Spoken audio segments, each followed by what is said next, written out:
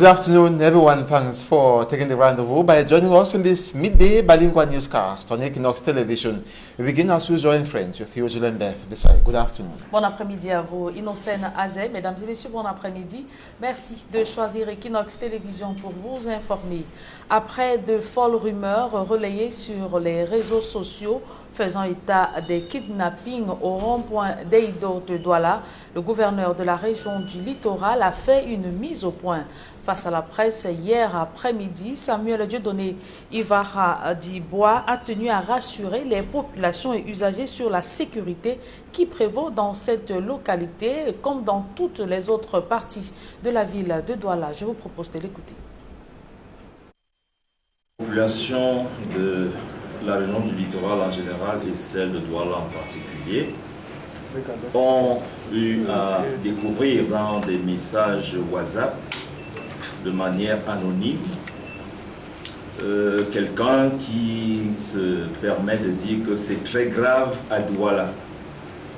Le rond-point d'Eido est pratiquement infesté par des bandits armés qui entreraient dans des véhicules et prendraient les passagers pour des destinations inconnues.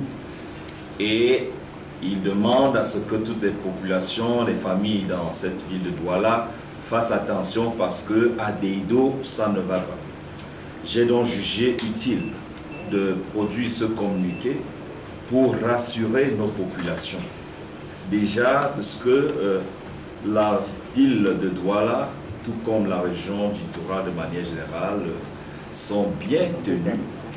Et pour parler singulièrement de Deido, le rond-point a un poste de police où les éléments sont en permanence. Et nos frères qui vont à destination, par exemple, de Bouéa et de Limé, montent à bord de ces véhicules. Et je vais dire que à ce jour, aucun taxi n'a été signalé comme porteur de personnes de cette acabit. Les populations vaquent à leurs occupations. La ville de Douala, qui, selon ses internautes, serait invivable, je me demande de quel côté il se trouve dans cette ville de Douala. Vous-même qui êtes arrivé, journaliste ici à la région aujourd'hui, vous êtes peut-être passé par ce rond-point d'Eido, mais lorsqu'il y a un incident, et je voudrais vous dire que rien ne se cache à Douala, s'il y a une agression dans un quartier, dans les minutes qui suivent, nous sommes au courant. Douala a connu juste le temps d'un week-end un phénomène qu'on appelle des microbes. Microbes, ce n'est pas une histoire vécue au Cameroun. Les microbes en Afrique de l'Ouest sont organisés d'une certaine manière. Je mets au défi tous ces internautes de nous indiquer un seul quartier où ces microbes, n'est-ce pas, sont rassemblés pour pouvoir faire leur sale besogne. Je tiens donc à dire à nos populations que c'est facile de poser un message dans WhatsApp, c'est facile de faire peut-être répandre une rumeur qui n'est pas fondée, mais je dis, sur le terrain, nous attendons tout cela qu'ils voudraient mettre en péril nos populations. Nos forces de l'ordre sont sur le terrain jour et nuit et les résultats sont palpables. Vous venez de suivre cette mise au point du gouverneur de la région du littoral au sujet des présumés kidnappings au rond-point d'Eido. C'est ici dans la ville de Douala. Il se faisait passer pour Samuel Vondor Ayolo, directeur du cabinet civil de la présidence de la République. Jacques Calvin Eyafa, 49 ans, estorquait de l'argent aux personnalités et parmi ses principales cibles, des hauts commis de l'État, mais également des chefs d'État d'Afrique. Le compte-rendu ou d'autres précisions dans ce reportage de Joël Essengaï Gizogo. C'est un directeur du cabinet civil de la présidence de la République, tout singulier, qui se trouve entre les mains de la police. En effet, Jean Calvin Eyafa s'était spécialisé dans l'usurpation de l'identité des personnalités.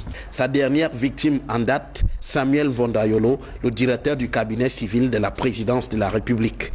Avec cette identité, le présumé escroc a pu joindre le chef de l'État nigérien. Le numéro a contacté le président nigérien, mais au cours de leur communication, la communication s'est coupée. Et c'est par la suite que le président nigérien a quand même cherché à vérifier. On s'est rendu compte qu'il s'agissait ni du directeur du cabinet civil ni du chef de l'État. Au préalable, Jean Calvin et Yafa usaient d'ingéniosité pour pouvoir atteindre ses victimes. Il a entré dans Google, il a pris le numéro de l'ambassadeur du Niger en France. Il s'est présenté à l'ambassadeur comme M. Mbondayolo, directeur du cabinet civil du Cameroun, et qu'il voulait parler avec son homologue du Niger, et tout en précisant qu'en réalité c'est le chef de l'État camerounais qui veut parler avec son homologue nigérien. C'est comme ça que l'ambassadeur, sans désemparer, lui a donné le numéro du directeur du cabinet civil. Pour remonter jusqu'aux mises en cause, la police a eu la surprise de devoir aller chercher dans les geôles de Kondengui. Après avoir géolocalisé le numéro, on s'est rendu compte que le numéro émettait à partir de la prison centrale de Kondengui. Nous avons fait une perquisition et effectivement, dans ce local-là, on a saisi le téléphone qui était sur M. Eyafa. Et Eyafa a été déjà écroué depuis le 8 juillet 2019 par le tribunal de grande instance du Fundi, pratiquement pour les mêmes faits. Loin de nier les faits, Jean Calvin Eyafa est passé aux aveux. On lui a présenté les faits, il est passé tout de suite aux aveux, il a reconnu avoir appelé le chef de l'État nigérien et il prétendait que ce n'est que celui-là qui l'a appelé. Mais quand on a fait l'exploitation de son téléphone, on a constaté qu'il a également appelé le chef de l'État malien et il a appelé à la Banque mondiale, il a appelé aux Nations Unies, il a appelé à Nairobi, il a appelé beaucoup de structures. Plutôt bien payé en retour de ses forfaits, le présumé escroc avait reçu 1 300 000 francs CFA d'une organisation non gouvernementale basée à Nairobi au Kenya. Il était en attente d'un virement de 195 millions de francs CFA d'une ONG américaine ainsi que d'un banquier de la place parisienne. Le présumé escroc sera à nouveau présenté au procureur de la République. Un présumé trafiquant de cannabis interpellé dans le département de la Menoie, Ngoutsop Jean, la cinquantaine, a été surpris par les éléments de la gendarmerie avec de la drogue en plein espace marchand dissimulé. Cette drogue était dissimulée dans un sac. D'autres précisions avec Leclerc Sakem. C'est l'une des batailles de la gendarmerie nationale dans le département de la Menoie. La lutte contre la culture et la consommation du cannabis en pleine explosion en milieu jeune au Cameroun. Elle vient de mettre la main sur un trafiquant en plein espace marchand avec une bonne quantité de cette drogue dissimulée dans sa gibecière.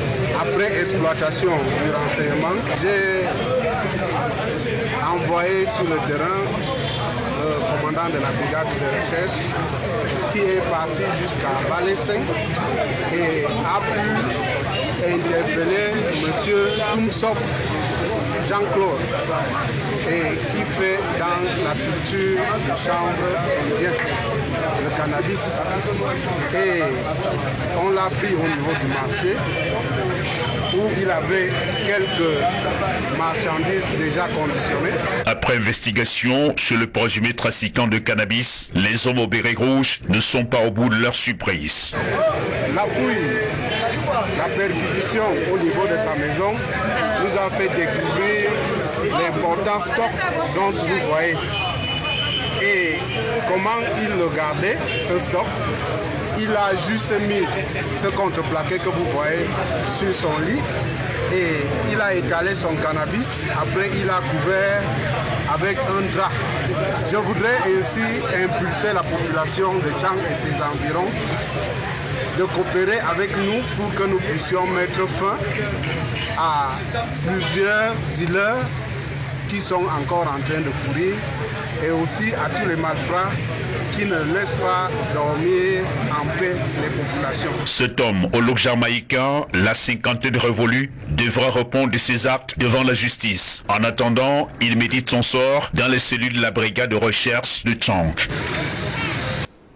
Évoquons à présent la détresse des Camerounais ou des étudiants camerounais à l'étranger. C'est devant l'ambassade du Cameroun en Tunisie qu'ils se sont réunis pour faire entendre leur voix. Ils déclarent n'avoir pas perçu la bourse depuis 4 ans qu'ils sont installés dans ce pays. Gladys Sidier pour plus de précisions.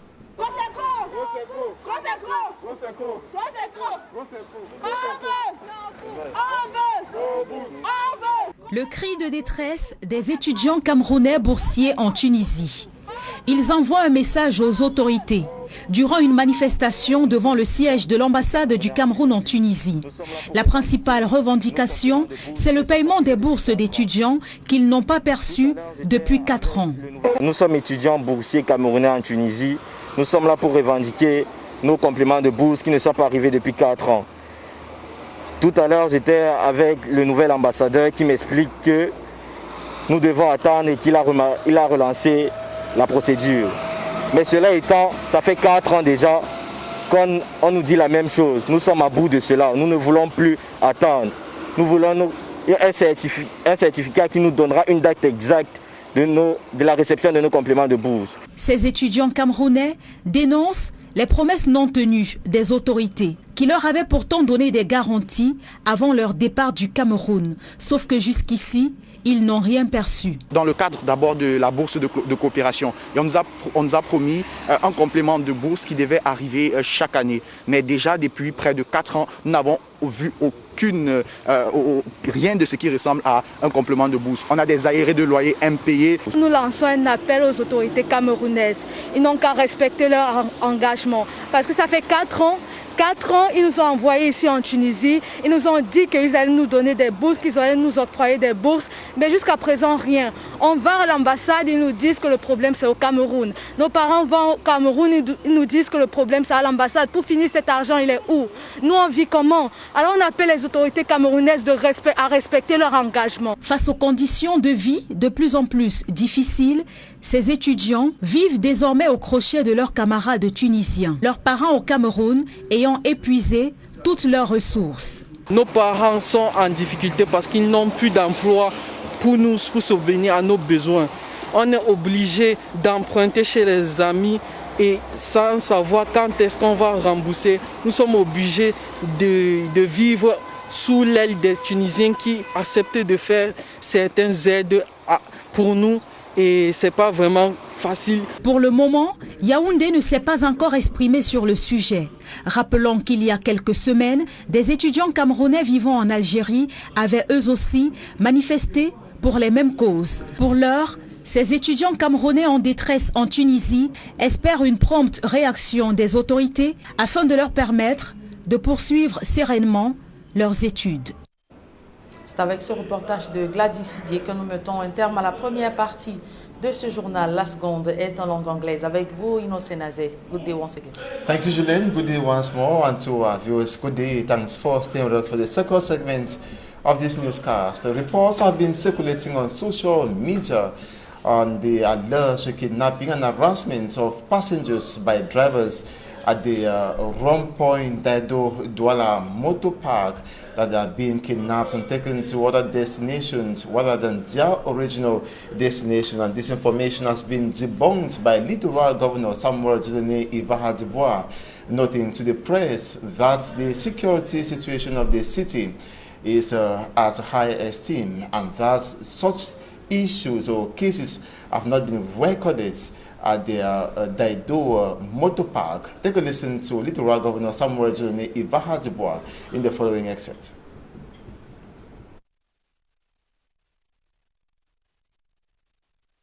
Let me say that the city of Douala is hosting about 3 million inhabitants. So when you have a city like that, be sure that you can have some issues as far as security or insecurity is concerned. And I would say that we saw in our phones since yesterday or 2 days ago that a quarter called Daido is full of bandits, people that are using arms, taking you inside a vehicle and going with you for a destination, unknown destinations. I'm saying that all this is not true because our forces are very relevant, they are working very well on the field. So Douala is calm. The second thing I can say is that 3 or 4 months ago we had what they call the micro just for a weekend. After that weekend, no way for people to behave like that. So I'm saying that when there is a problem of security, you have just to give a call to a commander, a brigade commandant, to a commissioner, to SDO, ADO, or even the governor will react. But when you want to give that information in WhatsApp, asking every family to be aware that the corner of Deido is not good one, people are dying there, they are killing people. Where? So I wanted to assure our population that it's not true. We are working hand in hand with the populations, with the forces of law in the field. So I can assure one more time that we are going to make effort so that in any quarter where there are people called bandits or what, they'll just go and catch them and bring them where they have to rest. So there's no insecurity situation in Deido.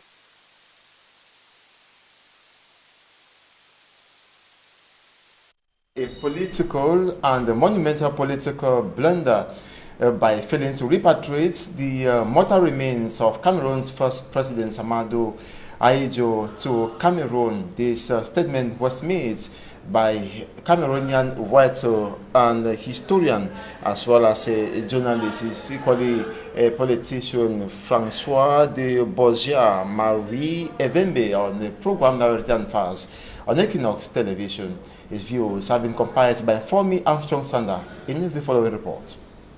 Speaking on Equinox Television's flagship program La Vérité en Face, Francois de Borgia Marie Evembe, historian, writer, journalist and politician, says the Biya regime has committed a historic and monumental political blunder by failing to repatriate the mortal remains of Cameroon's first president, Amadou Ahidjo, to Cameroon. Je viens de le dire, c'était une grossière erreur. It was a monumental error letting Ahidjo die in Dakar. An error which he blames primarily on President Paul Biya, the immediate successor of former President Amadou Ahidjo. Le président Biya, pour nous, avait commis une erreur. We think that President Biya should not have allowed Ahidjo, who was considered as his father, die in Senegal. C'est pour ça que tout le monde le considérait Ahidjo.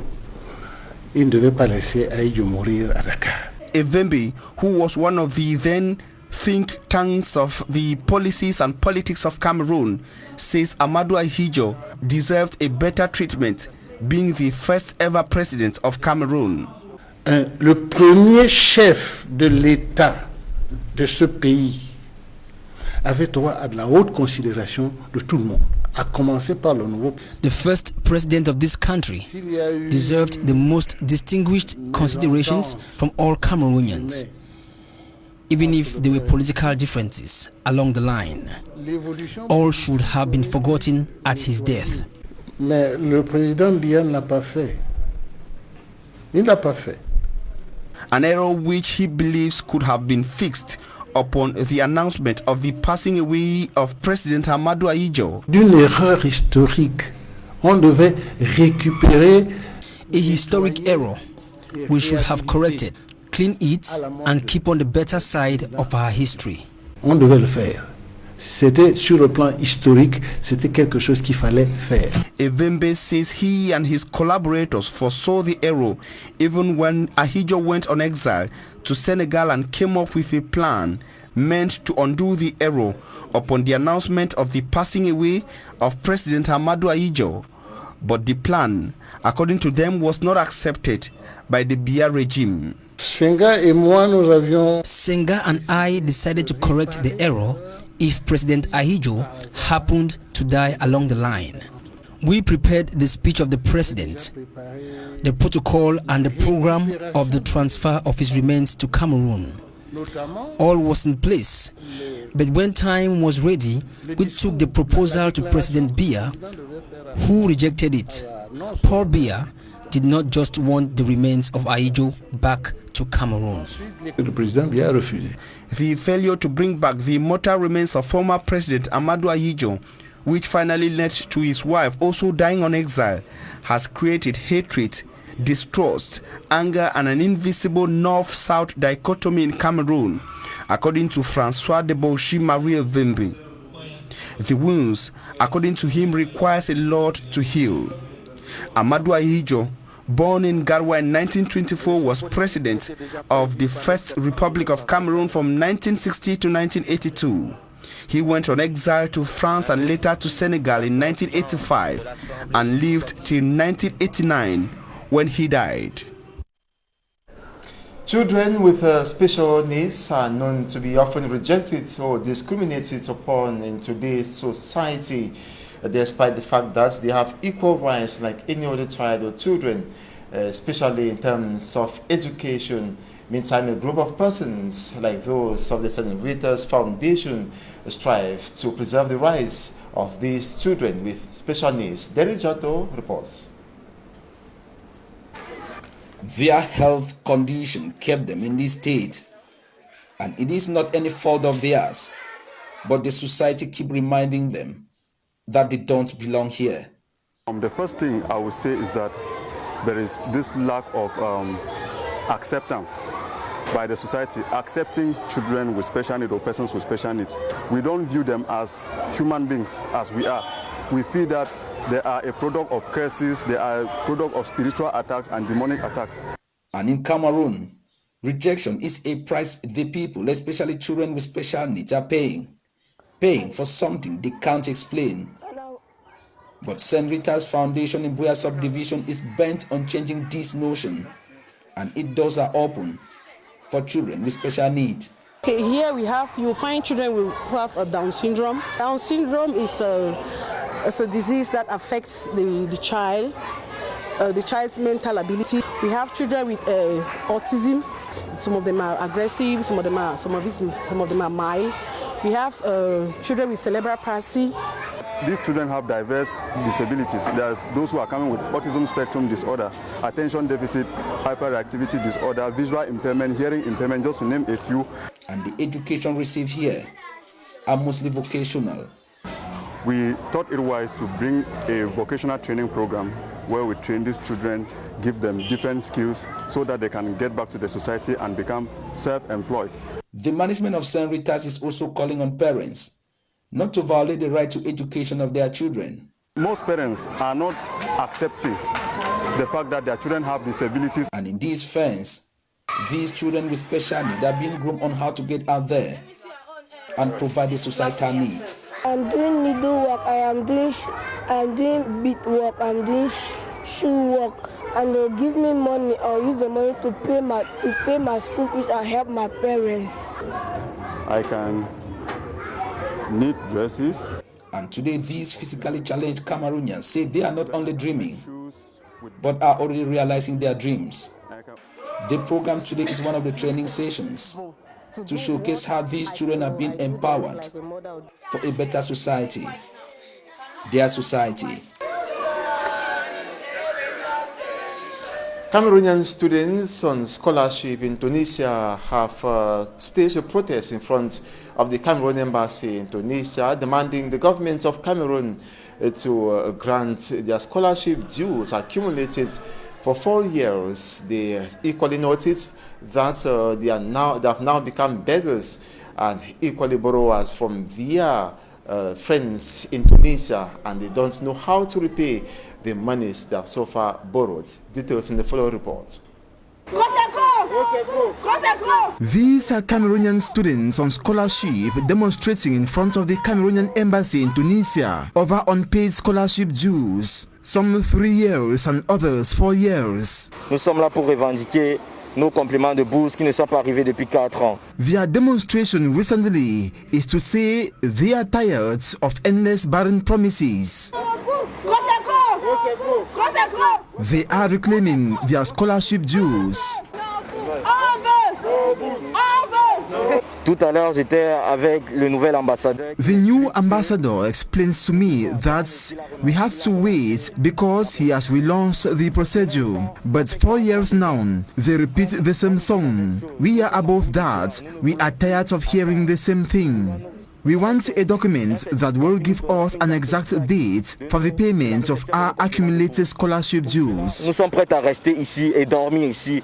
The protesting students have vowed to even spend days and nights in front of the embassy. Aujourd'hui, demain, après l'Aïd, tous les mois qu'il faudra pour avoir nos bourses. They call on government of Cameroon to respect its promises and bring them out of the mess they are into right now. 4 ans, ils nous ont envoyés ici en Tunisie. They Ils nous ont told dit qu'ils allaient nous after donner des sending bourses, us qu'ils allaient here nous in octroyer des Tunisia, bourses. they will Mais jusqu'à grant our présent, scholarship rien. On dues, va... but nothing has been done, and all our efforts to reclaim them, even at the embassy here, have yielded no result. The embassy tells us the problem is in Cameroon. Contacting Yaoundé, they say the problem is at the embassy here. Finally, where is the money? How do we live? Nous, on vit comment? Alors on appelle les autorités camerounaises à respecter leur engagement. These frustrated Cameroonian scholarship students are now compelled to beg from Tunisians for their needs as their poor parents can no longer assist them. On est obligé d'emprunter chez les amis. We are obliged to borrow from friends without knowing when to repay. De vivre sous l'aile des Tunisiens qui acceptent de faire certaines aides pour nous. So far, Yaoundé has not yet reacted on this subject matter. Weeks back, Cameroonian students living in Algeria also demonstrated for same reason. At the moment, these stranded Cameroonian students in Tunisia expect a prompt reaction from authorities so as to be able to continue their studies in absolute serenity in Tunisia. And that report ends this 12 p.m. Bilingual newscast on Equinox Television. Thanks so much for watching. Tomorrow is another day. Do have a splendid day. Je l'aime bien. À demain. See you tomorrow. God willing. On se revoit demain 7h. S'il plaît à Dieu, Innocent Azé. Mesdames et messieurs, merci d'avoir suivi cette édition bilingue du journal. Retrouvez dans quelques secondes Nadine Yambou et Florence Tiengue pour votre quotidien son.